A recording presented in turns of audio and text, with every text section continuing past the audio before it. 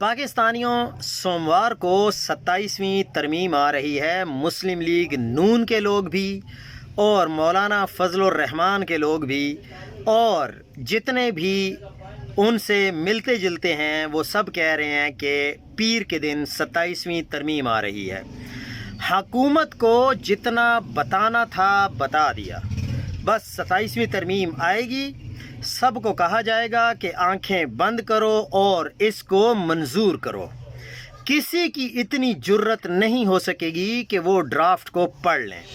ہر ایک کو مختلف ڈرافٹ ملیں گے۔ ضروری نہیں ہے کہ جو ڈرافٹ قومی اسمبلی سے اور پھر سینٹ سے منظور ہوگا وہی ڈرافٹ اصل ہوگا۔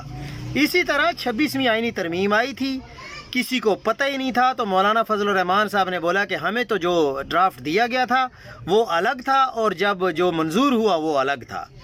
تو اب دیکھ لیں آپ، اور پی ٹی آئی والوں کو تو خیر ڈرافٹ ملے گا ہی نہیں نا، کیونکہ وہ تو اگر ڈرافٹ پڑھ لیں گے تو پھر مسئلہ بن جائے گا۔ تو حکومت کے مزے ہیں بھائی، اوپر سے آرڈر آنا ہے اور ان کو کہنا ہے کہ اتنے لوگ پیش کرو، اتنے لوگ پیش ہو جائیں گے اور 27ویں ترمیم منظور ہو جائے گی۔